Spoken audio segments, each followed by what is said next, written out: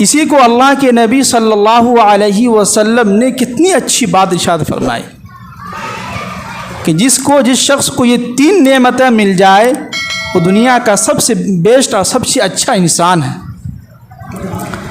सबसे पहला ये कि उसको 2 वक्त की रोटी खाने को मिल जाए।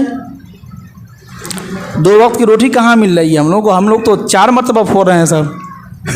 सुबह हल्का नाश्ता चाय बिस्किट हो रहा है, फिर उसके बाद जो है नाश्ता रोटी सब्ज़ी हो रही है, फिर ज़ोहर के बाद या 12 बजे खाना हो रहा है, चावल सब्ज़ी न जाने क्या क्या खा रहे हैं, फिर मगरिब बाद ठूस रहे हैं, उससे पहले असर के बाद हल्का सा कुछ खा ले रहे हैं, तो 5-6 मरतबा हो गया। इसीलिए तो बीमारी हो रही है। ये डॉक्टर भी बेचारे इतने जो फैल रहे हैं ये बीमारी की वजह से। सोच रहे हैं कि भाई बीमारी खूब फैल रही है तो डॉक्टर बनो। तो ये सारी बीमारियां जो हो रही है ना, ये ज़्यादा टेंशन और खाने के चक्कर में। भूख लगी नहीं है अभी, लेकिन सामने आ गया तो पकड़ के फोड़ दिए। देखा जाएगा बाद में क्या होगा, बाद में देखा जाएगा। तो बाद में देखा जाएगा, हॉस्पिटल में जाकर सोइएगा फिर।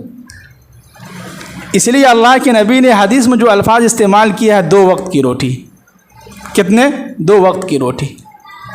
अब देखिए कि अल्लाह के नबी सल्लल्लाहु अलैहि वसल्लम का जो खाना होता था, शदीद भूख लगती थी। अल्लाह के नबी सल्लल्लाहु अलैहि वसल्लम को खूब भूख लगती थी।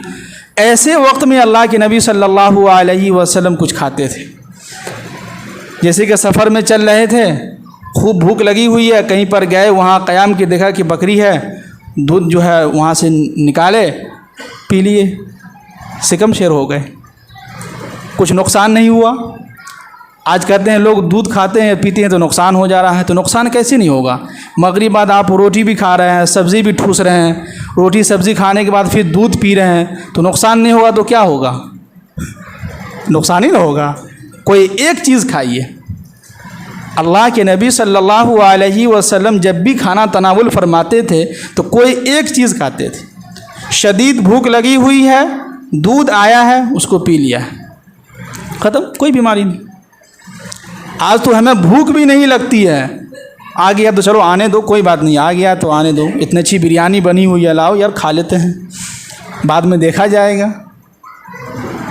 तो इसीलिए अल्लाह के नबी सल्लल्लाहु अलैहि वसल्लम ने हदीस में क्या फरमाया कि सिर्फ एक इंसान को 2 वक्त की रोटी मिल जाए, सर छुपाने के लिए छत मिल जाए, और उसका जिस्म जो है किसी बड़ी बीमारी से, किसी भारी और ख़तरनाक बीमारी से महफूज हो, वो शख्स दुनिया का सबसे बेस्ट इंसान है। अल्लाह ने उनके ऊपर बहुत एहसान किया है कि अल्लाह ने उनको बचा के रखा। तो हम में से कौन इंसान है जिसको 2 वक्त की रोटी नहीं मिल रही है? कौन इंसान है बताइए? सबको मिल रही है, 2 वक्त की रोटी मिल रही है। अल्लाह का शुक्र है, सर छुपाने के लिए छत भी मिल गया है, और अल्लाह का शुक्र है कि बीमारी से अल्लाह ने बचा के रखा है। किसी ख़तरनाक जो सबसे अहम जो बीमारी होती है उससे बचा के रखा है। तो इस पर हम अल्लाह का शुक्र अदा करें। कोई बात नहीं भाई, छत जैसा भी हो, फूस का हो, बांस का हो, बत्ती का हो, या जो है क्या कहते हैं गिट्टी का हो, सीमेंट का, जो भी छत हो, है तो छत ना, छत सर तो छुप रहा है, हवा माशाअल्लाह अच्छी मिल रही है, 2 वक्त की रोटी मिल रही है खाने को, और अल्लाह का शुक्र है ये जिस्म जो है किसी बड़ी बीमारी से महफूज है। तो इस पर हम अल्लाह का शुक्र अदा करें। क्या करें? अल्लाह का हम और आप शुक्र अदा करें।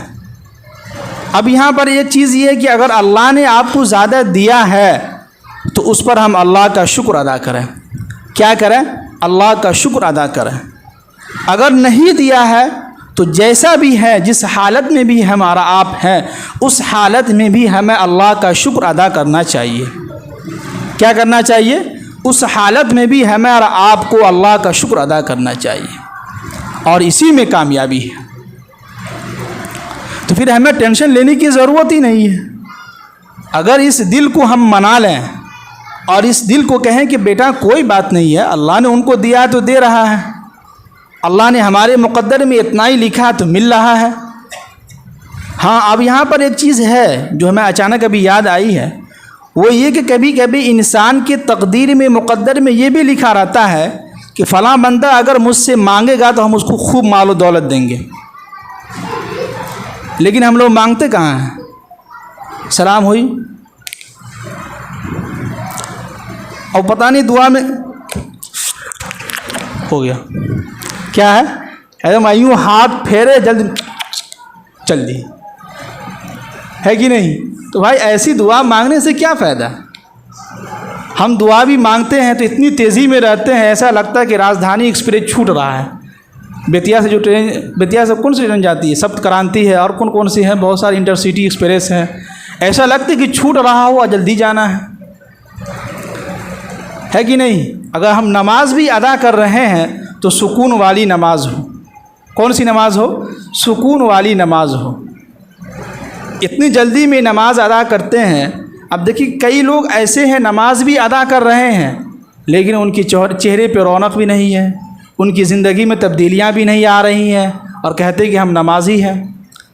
तो इसका मतलब ये है कि हमारा नमाज अल्लाह के सामने कबूल नहीं हो रहा है।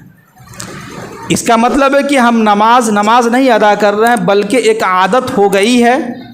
फ़लाँ जगह गए थे या हम देखते हैं फ़लाँ शख्स को तो मुझे भी एक आदत हो गई है नमाज की, तो चलो हम नमाज अदा कर लेते हैं। तो ये नमाज आदत वाली हो गई, इबादत वाली नहीं हुई।